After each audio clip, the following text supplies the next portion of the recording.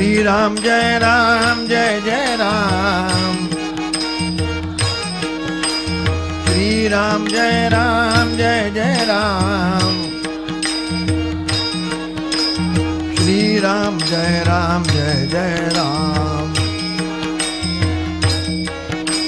श्री राम जय जय राम, श्री राम। हरे कृष्ण कृष्ण कृष्ण हरे हरे, गोपाल कृष्ण महाराज की।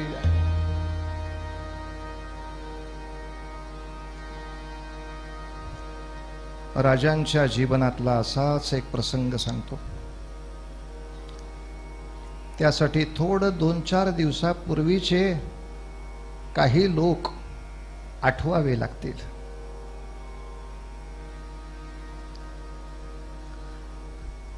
कोणाला थोडंसं आठवावं लागेल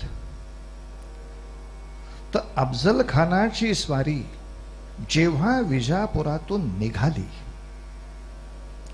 आणि त्याने सगळ्या सरदारांना दमदाटीची पत्र पाठवली होती, मला येऊन सामील व्हा, नाहीतर शिवाजी तर बुडणार आहेच, त्याच्या पाठोपाठ तुम्ही बुडाल.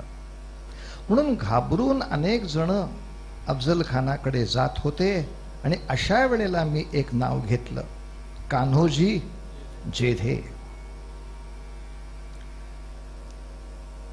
यांचं वय 65 वर्षाचं, म्हणजे ते शहाजी राजांच्या वयाचे होते. शिवाजी राजे 28 वर्षाचे. असे कान्होजी जेधे आपल्या 5 मुलांना घेऊन आणि आपल्या बरोबर खजिना घेऊन आणि त्याच बरोबर आपला सगळा फौज फाटा घेऊन राजांच्या पाठीशी उभे राहिले. नव्हे, राजांनी त्यांना ती पण आठवण केली, कान्होजी काका, जर आमच्या बरोबर राहिलात तर उद्या वतने बुडतील बरं. अशा वेळेला स्वतःच्या हातावर तुळशी पत्र ठेवून या माणसाने पाण्याची धार त्याच्यावरनं सोडली आणि तुळशी पत्रासकट आपलं वतन राजाच्या चरणावर अर्पण केलं.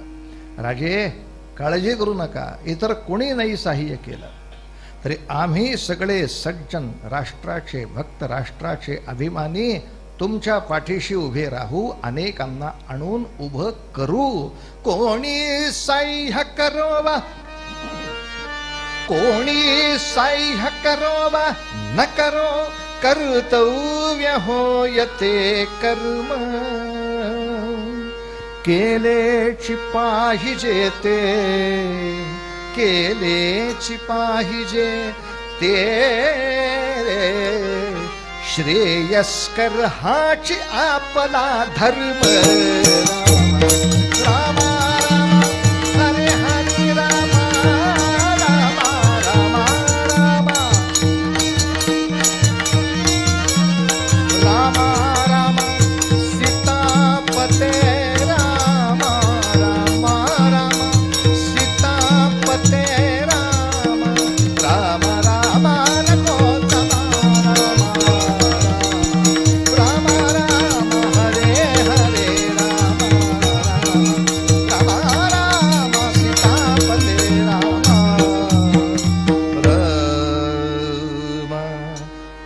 सह्य करो वा न करो, कर्तव्य होयते कर्म.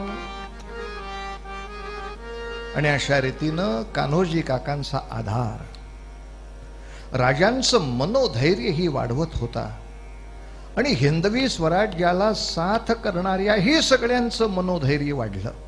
अरे, कान्होजी सारखा माणूस आला, हो हो. आता उद्या समाप्ती असल्यामुळे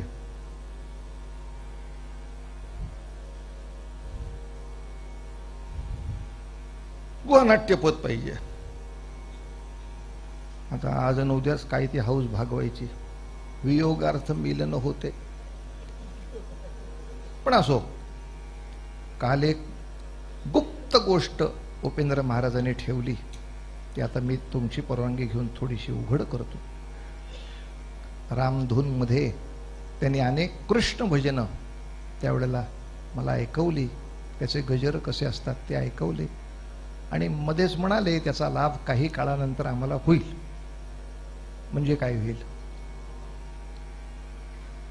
तर आपल्या सगळ्यांच्या आशीर्वादाने आणि या सगळ्या लोकांच्या मदतीनं या जानेवारीपासून हिंदीमध्ये भागवत कथा आणि रामकथा सुरू करत आहे. आणि मला त्यासाठी हे सगळं वर्गपाठ होता. आता घरी जाऊन मी तो गृहपाठ करणार, ते भजन लिहिणं, ते म्हण नाही असं नव्हे.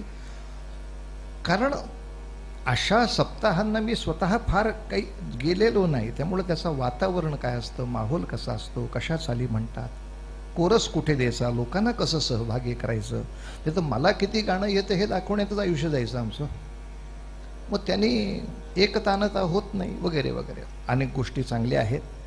तेव्हा अनेकांच्या सहकार्याने हिंदीमध्ये, राष्ट्रभाषेमध्ये, कारण मी भागवताचा आणि रामायणाचा थोडासा हव्यास करण्यामागचा हेतू असा की अनेक माझ्यापेक्षा चांगलं बोलणारी माणसं आहेत, यात संशय नाही, पण त्यांच्या प्रवचनामध्ये ज्ञानेश्वर, नामदेव, एकनाथ, तुकाराम, रामदास हे तसे डोकवणार नाहीत. का त्यांचा व्यासंग नाही, चूक नाही त्यांची, त्यांना काही द्वेष नाही आपल्याबद्दल. पण आपण एवढा हिंदी दासबोध हनुमान चालिसा सारखा केलाय, तो प्रवचनात कधी येणार? तर ह्या भागवताच्या निमित्तानं त्या जो ओव्या आल्या तर लोक म्हणतील ये कहाँ का है, मग आम्ही सांगू यहाँ का है. म्हणजे समर्थांचं वाङ्मय सगळ्यांच्यापर्यंत पोचण्याला तो एक खूप चांगला मार्ग राहील. अनेक ठिकाणी आज उत्तर प्रदेशामध्ये तो कोण तुकाराम महाराज अशी अवस्था आहे ना.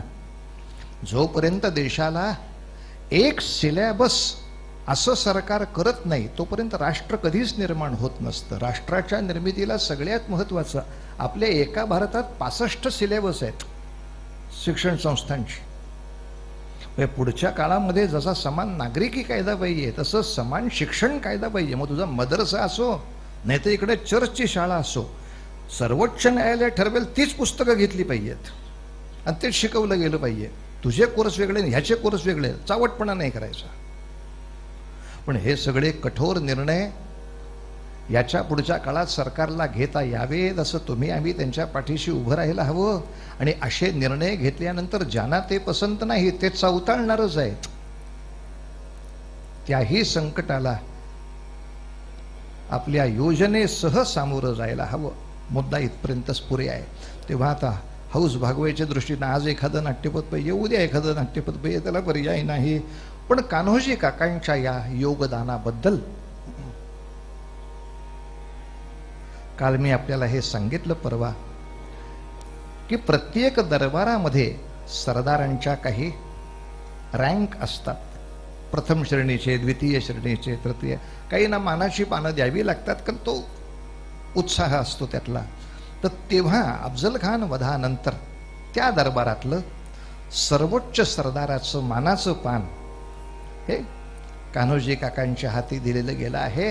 त्यामुळं आता एवढाच एक सीन आपल्या हातात आज आहे, त्याच्यामुळे आपण एक नाट्यपद म्हणू शकतो. ह्या कृतीला काय म्हणतात? शूरा मी वंदिले, शूरा मी वंदिले, शूरा मी वंदिले, धारा तीर्थी तप ते आचरती हो, धारा तीर्थी. शब्द फार छान आहे. जिथे घामाच्या धारा, रक्ताच्या धारा लागतात ते तीर्थ आहे. धारा तीर्थ. राष्ट्ररक्षणार्थ जिथे धारा तीर्थ आहे आणि तप ते आचरती सैनिक. तपते म्हणजे तापतात असा अर्थ नाही घ्यायचा आहे तिथं. तप ते आचरती सेनापती यशयाची पदे, शूरामी वंदिले,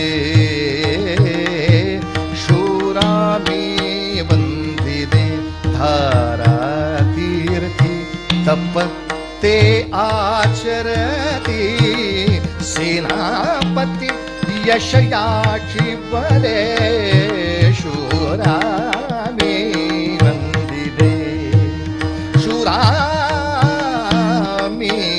वंदिले शिरकमला समरी अर्पिती शिरकमला समरी. कोणत्याही भक्तापेक्षा सैनिक श्रेष्ठ भक्त आहे, पण बाकीचे भक्त दुसऱ्या झाडाची कमळं तोडून आणतात आणि देवाला वाहतात. सैनिक स्वतःच्या शरीराचं शिरकमळ त्याला वाहायला तयार आहे. शिरकमळा समरी अर्पिती शिरकमळा समरी अर्पिती जनहित पूजन वीरा सुख शांती राज्य सुखी या साधू मुळे राज्य सुखी या साधू मुळे शूरामी वंदिले शूरामी वंदिले शूरामी वंदिले मी वंदिले मी वंदिले. गोपाल कृष्ण भगवान की जय. याच्या पुढचा प्रसंग मोठा अवघड आहे. अफजल खानाचा सर्व सैन्यासह पाडाव झाला, पण तरी अफजल खानाच्या सैन्यातला एक सैनिकी तुकडा 1000 सैनिक छुप्या वाटेनं त्या जंगलातून सुटले आणि विजापूरकडे गेले. त्या 1000 लोकांना सोडणारा एक कुणीतरी आपल्यातला फेतूर होता. आता मी त्याचं नाव घेत नाही, याचं कारण हेच नाव त्याचं होतं का नाही याबद्दल थोडं ऐतिहासिक संशोधनामध्ये वादंग आहेत. व्यक्ती होता, पण ह्याच नावाचा होता याची सत्यता अजून पूर्ण झालेली नसल्यामुळे कोणाच्या तरी नावाची बदनामी व्हावी असं योग्य नाही. त्यामुळे आपण नाव बाजूला ठेवूया. त्या फेतुराच्या लक्षात आलं, आता राजाचं राज्य आलं, आता काही तो सोडत नाही. आणि म्हणून त्या फेतूर माणसानं वशिला लावला कान्होजी जेध्यांचा. तो कान्होजींकडे आला आणि म्हणाला, तुम्ही माझ्यासाठी महाराजांकडे शब्द टाका की काही चुका होतात, परत यांना घ्या दरबारात, असा शब्द टाका. कान्होजी जेध्यांचा शब्द टाळणं शिवाजीराजाला शक्यच नाही. ते युद्धच तसं झालं होतं. आणि गमतीचा भाग असा की कान्होजी जेध्याने शब्द टाकला की माणूस आपला आहे, चुका होतात, सुधारून परत घेणं हेच मोठ्याचं लक्षण. माझ्या शब्दासाठी त्याला परत घ्या. राजांचा नाईलाज होता. तो फितूर माणूस दरबारात येऊ लागला रोज. एके दिवशी त्यांनी शिवाजी राजांकडे येऊन चुगली केली. काय झालं बाळा? म्हणले, औरंगजेबाचा मामा शाहिस्ते खान येतोय. मला माहिती आहे वार्ता, मग तू काही नवीन नाही सांगत आहेस? नाही, तो येतोय हे नवीन नाही आहे. मग कान्होजी जेध्यांचे आणि त्यांचे पत्रव्यवहार सुरू झालेत. हा म्हातारा केव्हा फुटून तिकडं जाईल तुला कळायचं नाही, असलं बोललं हे. मग मात्र राजांचं डोकं जे फिरलं. नेताजी पालकर या, याचे उजवा हात कोपरापासून तोडायचा आणि डावा पाय गुडघ्यातनं तोडायचा. सरकारी खर्चानं याला कुबड्या द्या आणि पाठवा पायला. धडाधड एक हात तुटला, एक पाय तुटला. राजांना पूर्ण कल्पना आहे याच्या पुढं काय होणार. तो पहिला ठो ठो ओरडत गेला तो कान्होजी जेधेकडे. आता सगळ्यात मोठा इश्यू होणार, आमच्या शब्दाचा मुलायजा काय. दे दे दे दे रे रे रे रे रे रे. अंदाजाप्रमाणे कान्होजी जेधे आलेच. तळपायापासून मस्तकाला आग पेटलेला माणूस, आयुष्य गेलं युद्धामध्ये, अख्खं अंग रापलेलं, पहाडासारखी छाती, मस्त मिशा, मावळी पगडी, पहिल्या दर्जाचे सरदार, जरीची. पण तिथे येऊन जो आग डोंब उसळला, आमच्या शब्दाची काही किंमत राहिली काय म्हणून हातपाय तोडला त्याचा. राजांनी फक्त हात जोडून विनंती केली, कान्होजी काका, अफजल खानाच्या स्वारीत जे झालं त्याच्याबद्दल आम्ही त्याला माफ केला होता, त्याच्याबद्दल ही शिक्षा नाहीच. त्याने आता तुमच्या विरुद्ध चुगली करून तुमच्या माझ्यात फूट पाडायचा प्रयत्न केला, त्याची शिक्षा आहे. सगळा दरबार साक्ष आहे, तो सांगेल तो काय बोलत होता. कान्होजी काका, माझे कान शाबूत होते म्हणून, नाही तर हलक्या कानाचा कोणी राजा असता तर आत्ता तुम्हाला धरून आणायला माणसं त्यांनी पाठवली असती, कारण हा फितुरीची गोष्ट करत होता मनुष्य. आणि आता 28 वर्षाचा राजा 65 वर्षाच्या माणसाला उपदेश करतोय. राजाने शेवटचं इतकंच सांगितलं, कान्होजी काका, मला राजा व्हायची हौस नाही, तुम्ही राजे व्हा. तुम्हाला या सिंहासनावर बसवतो, मग तुम्ही सांगा मी केलं ते चुकलं का बरोबर. कान्होजी काका, तुम्ही आणि आम्ही हिंदवी स्वराज्य कशाला करतोय? इतर बादशहांपेक्षा जास्त पैसे मिळतील म्हणून आपण करतोय काम. उलट इतर बादशहांचे सैनिक अधिक सुखा समाधानात राहणार आहेत आपल्यापेक्षा, ऐशाराम करणार. आपण सतत मरायचंय, वर्षानुवर्ष, क्षण. इतकं मरायला तुम्ही तयार, मी तयार का? पैसा हा आपला स्वार्थच नव्हता. आपला स्वार्थ एकच, या भूमीवरती देवाचं राज्य यावं, संतांचं राज्य यावं, न्यायाचं राज्य यावं, बंधुत्वाचं राज्य यावं. कान्होजी काका, तुम्ही मला सांगा, हा जर नियम पडला तर तुम्ही ज्या राज्याची अपेक्षा करता ते राज्य येईल का? कुठला नियम? शत्रू आला की पैसे खा, फितुरी करा, शत्रूच्या पैशाने आराम करा, पुन्हा राजांचं राज्य आलं, वशिले लावा, पुन्हा राज्यसभेमध्ये आपली सीट आहेच. अशा स्वामिनिष्ठांच्या वशिल्यांनी जर हलकटांचे पुण्यात्मे व्हायला लागले तर उद्या काय, कोणाची? शास्ता खानाची स्वारी झाली, उद्या 15 माणसं फितूर होतील, चला परत शिवाजीचं राज्य आलं, पुन्हा वशिला लावा, या परत शिवाजी राजांच्या दरबारामध्ये. ही जर प्रथा पडली तर तुम्हाला हवं ते हिंदवी स्वराज्य येईल का?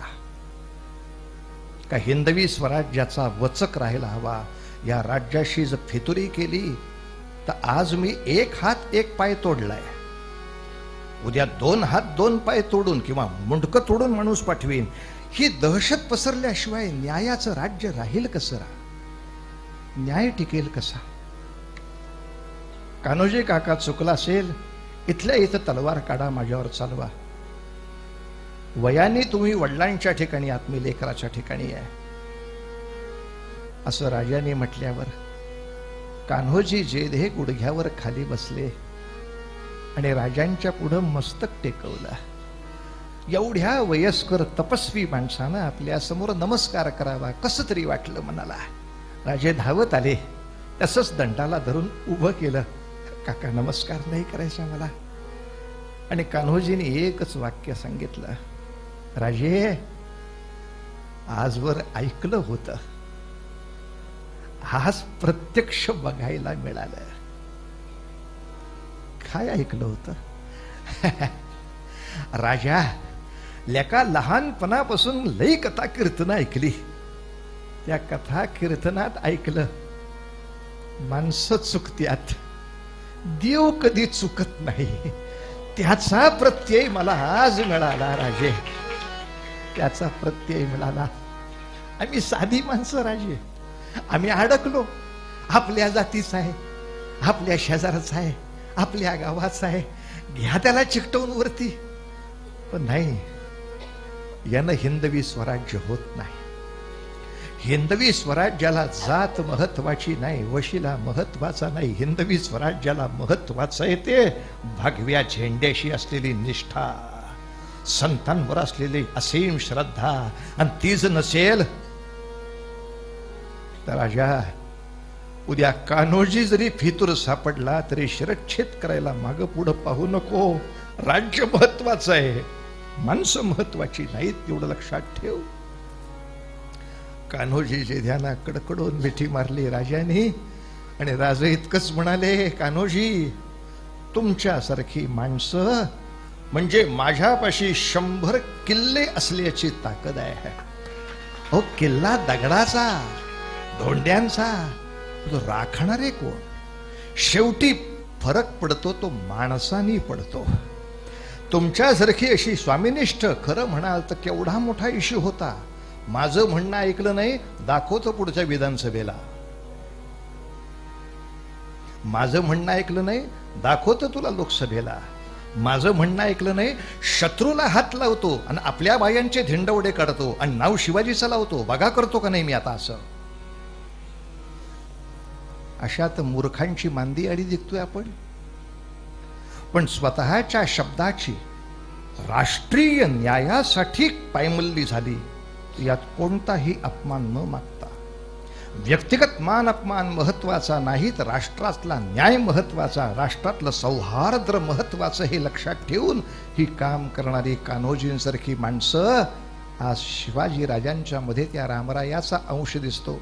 रामराया वडिलांची समजूत काढू शकतो, आईची काढू शकतो, भावाची काढू शकतो, सुग्रीवाची काढू शकतो. तसंच इथे पितृवत असलेल्या आचार्य पदापर्यंत असलेल्या कान्होजी काकांची सुद्धा समजूत आमचे शिवाजीराजे काढू शकतात.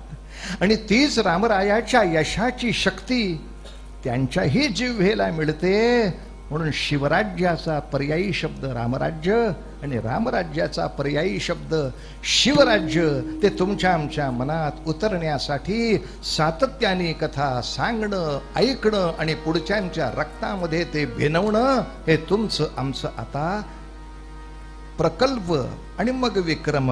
राम गावा, राम ध्यावा, राम गावा, राम ध्यावा, राम जीवीचा विसावा, राम जीवीचा विसावा. मंगलाचे जे मंगल, राम कौसल्येचा बाळ, राम कैवल्याचा दानी, रामदास अभिमानी. राम गावा,